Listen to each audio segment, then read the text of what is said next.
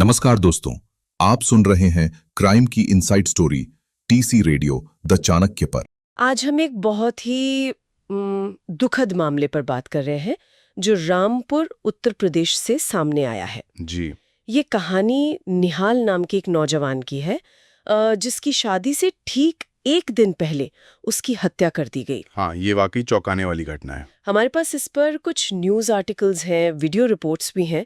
तो चलिए इन्हीं के आधार पर समझने की कोशिश करते हैं कि आखिर हुआ क्या था और जांच कहाँ तक पहुंची है। बिल्कुल, देखिए, ये घटना रामपुर के गूजे टोला की है। निहाल 25 साल का लड़का था। और पेशे से बावर्ची थे, है ना? जी हाँ, बावर्ची थे। उनका निकाह तय हुआ था भोर थाना क्षेत्र की एक लड़की गुलफशा से। 15 जून को रिश्ता तो शायद काफी पहले तय हो गया था। हाँ, करीब 6 महीने पहले रिश्ता पक्का हुआ था। तो 15 जून को निकाह था और घर में ज़ाहिर है शादी की रस्में चल रही थीं, माहौल खुशी का था। लेकिन फिर 14 जून को मतलब निकाह से ठीक एक दिन पहले कुछ गड़बड़ हुई। जी, गड़बड़ हुई। निहाल के पास एक फ़ोन आया। फ़ोन करने वाले ने कहा कि वो गुलफशा का रिश्तेदार है। अच्छा, और क्या कहा? उसने कहा कि कपड़ों का नाप दिलाना है तो बाजार चलना पड़ेगा। एक बहाना बनाया मतलब। और निहाल चला गया।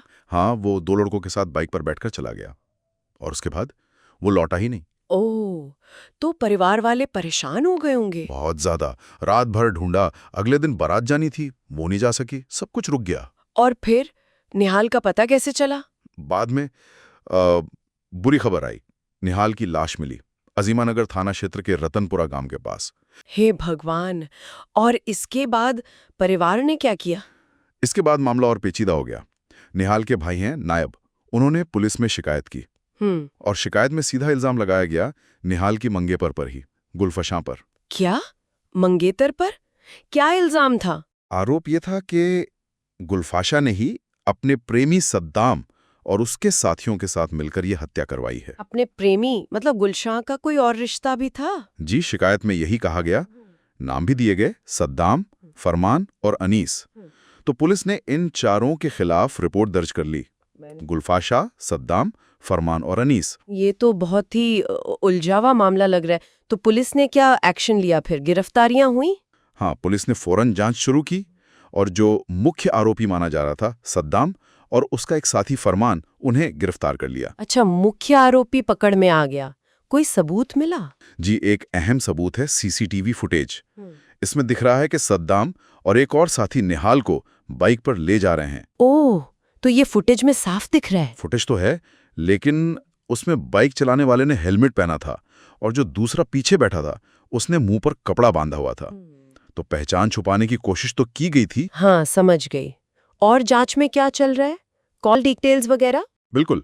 पुलिस सद्दाम, गुलफशा और निहाल तीनों के फोन की कॉल डिटेल रिकॉर्ड्स मतलब सीडीआर वो खंगाल रही है। उससे शायद कुछ कनेक्शन पता चले जी कि कब किसने किससे बात की। हाँ, उम्मीद तो यही है कि इससे साजिश के तार जोड़ने में मदद मिलेगी। सुना इस जांच के दौरान एक और ड्रामा भी हुआ। सद्दाम ने भागने की कोशिश की थी। हाँ, एक ये भी एंगल है। रिपोर्ट्स के मुताबिक पुलिस सद्दाम को लेके गई थी सबूत बरामद करने। निहाल का मोबाइल फोन था जिसे तोड़ा गया था, शायद वही बरामद करना था। अच्छा, तो उसी दौरान सद्दाम ने कथित तौर पर एक पुलिस वाले की पिस्तौल छीन ली और भागने की कोशिश की। पुलिस पे गोली भी चलाई। अरे बाप रे! फिर पुलिस ने जवाबी फायरिंग की जिसमें उसके पैर में गोली लगी। ये तो बिल्कुल फिल्मी सीन हो गया। तो अभी सद्दाम और फरमान कहाँ हैं? जेल में? फरमान को तो जेल भेज दिया गया है। सद्दाम क्योंकि गोली लगने से घायल है, वो पुलिस कस्टडी में है, इलाज चल रहा होगा। और गुलफशा और वो तीसरा साथी अनीस, इसका क्या? उनके खिलाफ सबूत मिले? देखिए, पुलिस का कहना है कि गुलफशा और अनीस की भूमिका की जांच अभी चल रही है। मतलब अभी तक उनके खिलाफ कोई ऐसा ठोस सबूत नहीं मिला है जिससे उनकी सीधी संलिप्तता साबित हो। तो जांच जारी है। तो मतलब अभी पक्के तौर पे नहीं कह सकते कि गुलशन शामिल थी या नहीं? पुलिस के अनुसार अभी नहीं। अच्छा, इस सब में गुलफशा का खुद का क्या कहना है? क्या उसने कुछ बताया है? हाँ, एक रिपोर्ट में उसका बयान भी है। गुलफशा कह रही है कि सद्दाम उसे और उसके परिवार को धमका रहा था। धमका रहा था? किस लिए? वो कह रही है कि सद्दाम उसे शादी करना चाहता था, जबरदस्ती कर रहा था और निहाल के बारे में भी बुरा भला बोलता था। और वो सद्दाम को जानती थी पहले से? हाँ, उसने बताया कि करीब 1 साल से जानती थी। कोई जरदोजी का काम होता है, उसके सिलसिले में जान पहचान हुई थी। जरदोजी, वो कढ़ाई वाला काम? जी वही। लेकिन गुलफशा ने साफ इनकार किया है कि वो हत्या की किसी साजिश में शामिल थी। ये तो उसका पक्ष है।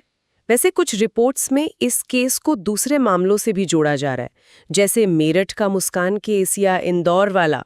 हाँ, कुछ जगहों पर तुलना की गई है। मेरठ की मुस्कान या इंदौर की सोनम रघुवंशी, उन मामलों में भी पत्नियों या मंगेतरों पर पतियों की हत्या करवाने के आरोप थे। एक बदायूं का भी जिक्र था, जहां दुल्हन शादी के बाद प्रेमी संग चली गई। मतलब ये पैटर्न, या कहें कि इस तरह की दुखद घटनाएं पहले भी हुई हैं। जी, हालांकि हर केस अपने आप में अलग होता है, उसके अपने तथ्य होते हैं। लेकिन हाँ, रिश्तों में धोखे और अपराध की ये कहानियां दुखद रूप से सामने आती रहती हैं। ये रामपुर वाला मामला भी वाकई कई सवाल खड़े कर रहा है। एक तरफ भाई का सीधा आरोप, दूसरी तरफ गुल्फशाह का इनकार, और सद्दाम वाला एंगल। बिल्कुल, पुलिस के लिए अब ये चुनौती है कि सच सामने लाए। क्या गुल्फशाह और अनीस वाकई इस साजिश का हिस्सा थे, या ये सद्दाम और फरमान का ही काम है? सबूतों को जोड़ना और पूरी तस्वीर साफ करना ये आसान नहीं होगा। सही कहा। ये घटना सिर्फ एक क्राइम स्टोरी नहीं है, ये सोचने पर मजबूर करती है कि इंसानी रिश्ते कितने उलझ सकते हैं, भरोसा कैसे टूट सकता है, और जुर्म के पीछे क्या-क्या वजह हो सकती हैं। जी, अभी तो जांच चल रही है, देखना होगा आगे क्या सामने आता है।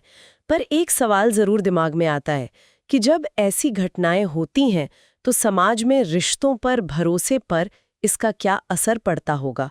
ये सोचने वाली बात है। सुनते रहिए क्राइम की inside story, TC radio the Chanakya पर।